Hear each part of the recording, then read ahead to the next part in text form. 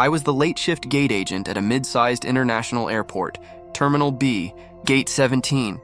Night flights are slow until they aren't. You learn to read people. The tight jaws of delayed parents, the dead-eyed business travelers, the vacation high that fades when the red-eye boards. We were running the last departure to Denver. Routine stuff, verify IDs, scan, smile, repeat. I printed the manifest, lined up the pre-boards, and circled a name that didn't look familiar. K. Hall, seat 21C. I noticed it only because the booking reference looked older, like an archived format. Weird, but not my problem. The jet bridge hummed. The PA clicked. I did my patter. We boarded to final call. K. Hall never came. I closed the door. Another no-show. Night 2, same flight, same gate. Printer spits the manifest, and there it is again. K. Hall, 21C, same passport number. Same booking code. My stomach did a small wrong note drop, like when you miss a stair you thought was there. I checked the reservation system. It showed rebooked by agent Gate 17 with no agent initials. That's not normal. The system always logs initials. I asked dispatch. They shrugged it off. Glitch. We boarded. No K. Hall. I closed the door. The captain looked at me for numbers. I held up a hand while I tried to clear the unseated passenger from the count. The system wouldn't let me. It kept insisting there was a traveler in 21C. I had to call ops to override. After the plane pushed, I used the dead time to dig. I searched K. Hall across previous departures and got a list going back months. No shows, rebooked, no shows. The earliest one stopped me. A note from 3 years ago. Passenger deceased. Record locked by security. Then another line had been added a year later. Record reopened automatically. Do not purge. I stared at that for a long minute with the taste of old coffee in my mouth. Deceased. And yet the system kept booking him back onto the Denver red-eye out of Gate 17. Night 3. The Denver crew teased me about my phantom seat. I laughed like it was a joke I'd told first. The manifest printed K. Hall 21C again. Same passport, same date of birth, same watch list clearance, like someone kept submitting the same form with the same answers. I finally flagged Jaya from security. If I tell you something dumb, will you pull a camera for me?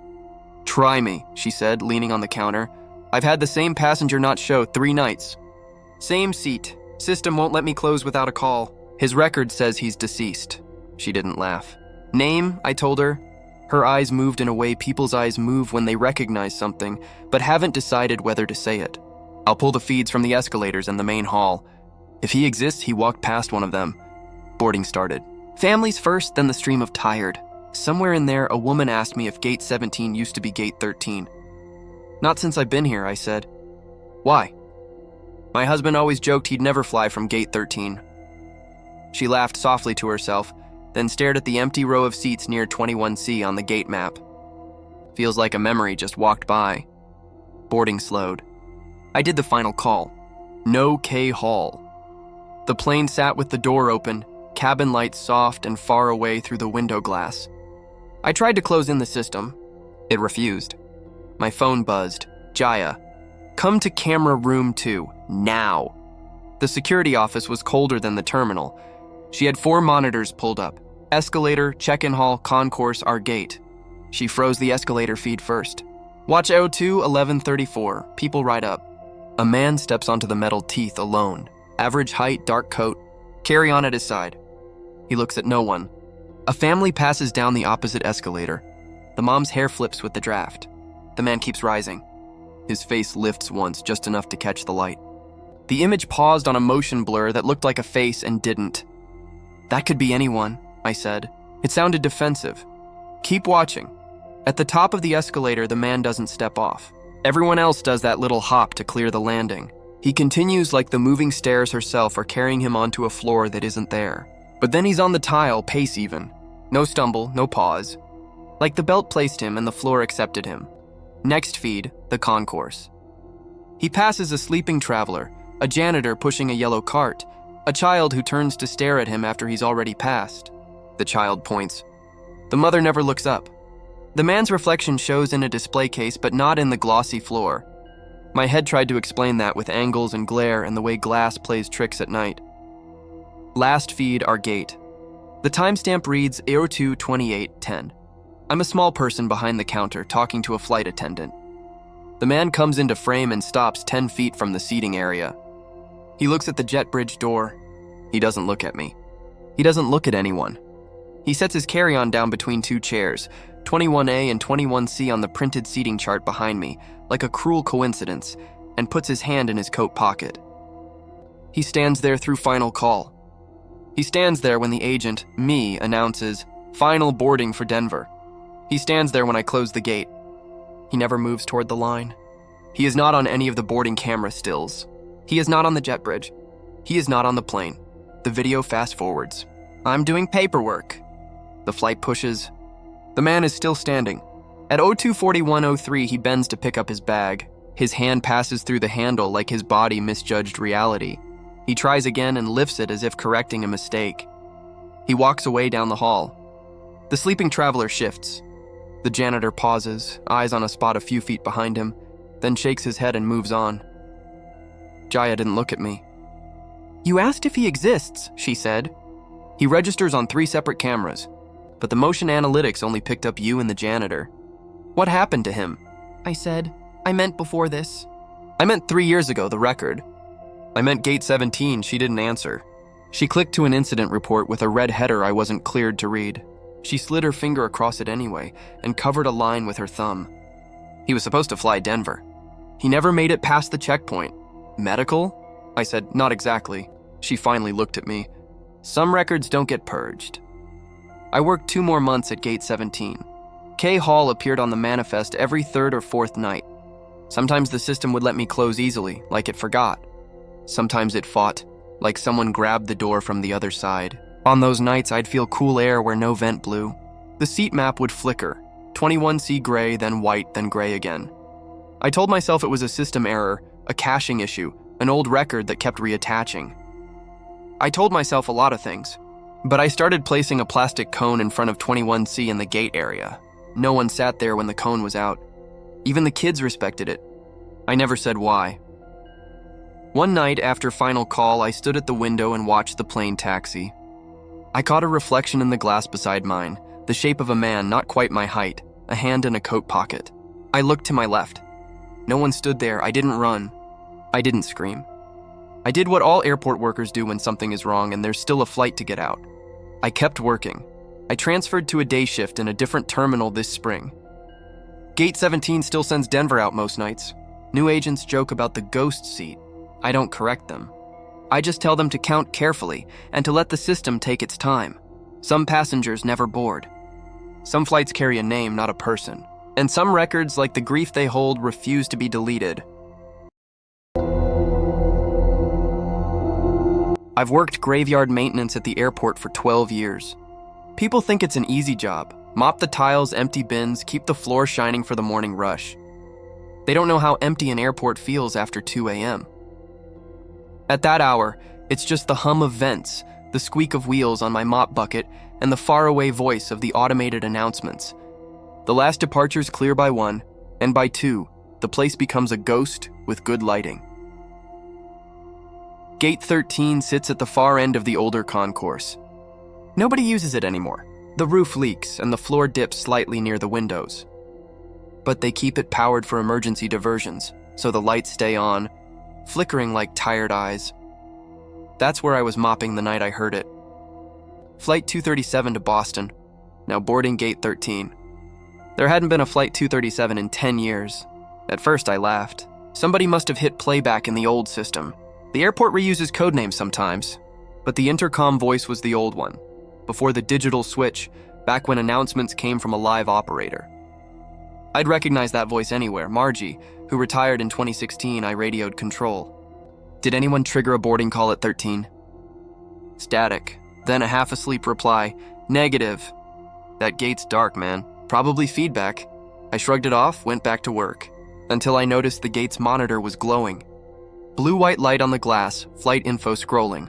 Flight 237, boarding now status, on time. No aircraft at the window, of course. Just black tarmac and a single cone light blinking like a dying star. Then the voice again, crisp and calm. "Final boarding call for Flight 237 to Boston."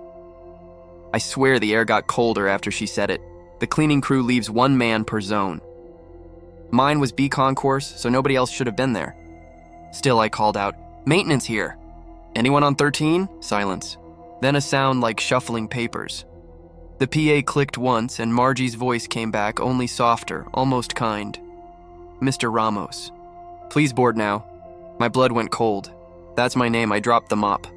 Walked to the counter, every instinct screaming not to. The computer was on, but the screen showed static. Still, the reflection on the glass, there was someone standing behind me in the black window, not my height. Taller. Motionless. I turned fast. Nobody there, but the smell hit me. Burned coffee, ozone, and old carpet, exactly like before the 2015 fire in the B wing.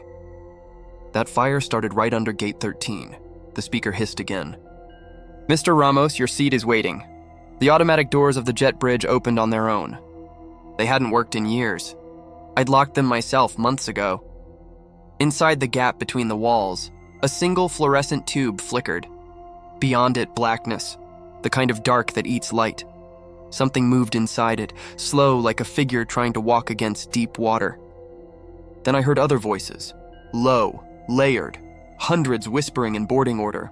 Names, flight numbers, cities, every word overlapping like static prayers. I stepped back. My boot hit the mop bucket, and the clang echoed down the corridor. All the whispers stopped. Then, clear as day.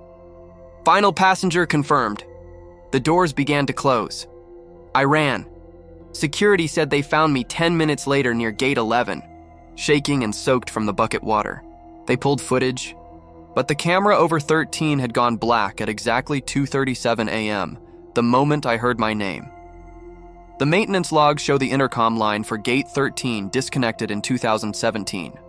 No power, no data. And Margie? She passed away last spring. The next night when I clocked in, Control had reassigned me to the A concourse. Gate 13 was sealed off for renovation. Still, sometimes over the radio we catch a bleed signal on channel 2. A woman's voice, soft, distant. "Now boarding. Flight 237 to Boston." Every time it plays, the temperature near the loading doors drops 5 degrees. I still work there. I don't clean 13. And when I hear that voice again, I make sure to turn off my radio. Because if she ever says my name a second time, I'm afraid the doors might open again. I've worked airport security long enough to know how nights stretch. When the last passenger leaves and the last flight clears customs, the terminal exhales. Quiet, sterile, predictable. That night, I was stationed at runway 4 South, watching radar feeds. Cargo mostly. One passenger flight left on schedule, Flight 88 from Chicago, due 3:10 a.m., gate 29 arrival. The board blinked, landed. 3:12 a.m. standard. Ground crew reported touchdown, taxi complete. I logged it, initialed, and moved on.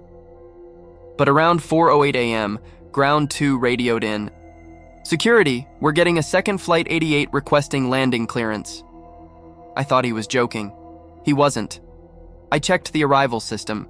Flight 88 was already in gate-occupied status. The request had the same call sign, same registration number, same pilot ID. "Copy that," I said. "Confirm you're seeing tail N5391? "Affirmative, lights on approach." On the monitors, 2 white dots appeared. One stationary at gate 29, one descending fast on runway 4. That's not possible. The tower scrambled. "Cross-check with Chicago Dispatch." Dispatch confirmed. Flight 88 departed 01:19 a.m., ETA 3:10. They had no record of a second departure. The radio went dead quiet. Out on the tarmac, the second 88 touched down like any other plane. Perfect glide, reverse thrust, slow taxi. We watched it taxi straight toward the same gate its twin already occupied. When it reached the hold line, its transponder blinked once and vanished. The first 88 sat cold at 29, passengers already bussed to customs. I jogged down with Luis, my partner, to confirm. He'd been smoking near the service door, eyes wide. "Swear to God, man," he said. I saw it land. 2 minutes later, gone. We stepped inside 29. The jet sat dark. Engines cooling, crew off. I touched the metal. It was warm, but not from the engines.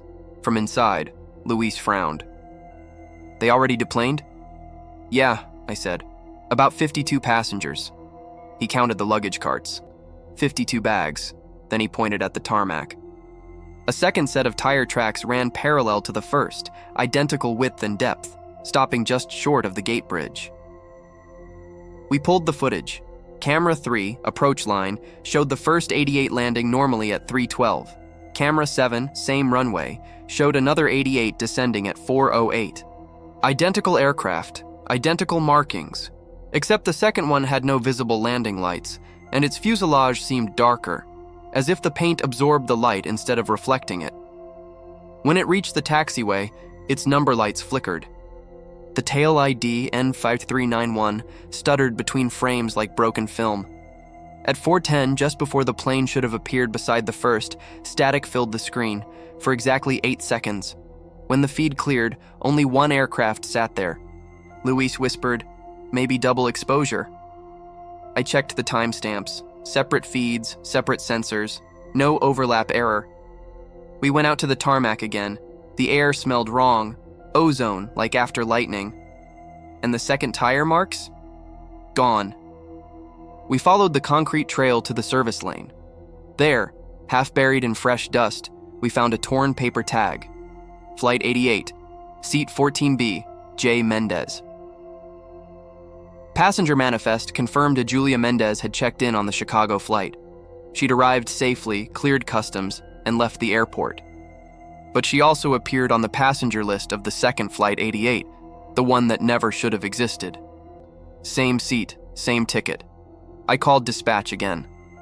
Double entry? Negative. Our system only shows one Flight 88. I refreshed. Now it showed two, both marked landed, same arrival time to the minute, 3:12 a.m. The server crashed 30 seconds later. They told us not to talk about it. The official report says duplicate telemetry feed and data synchronization fault. But the engineers couldn't explain the 8 seconds of static, or why, on the final frame before the interference, you can see both aircraft side by side. The second one's windows were dark, but filled with silhouettes. I still work security. Every year, on the anniversary of that flight, I check the arrivals board. Around 3:12 a.m., a ghost line flashes for a few seconds.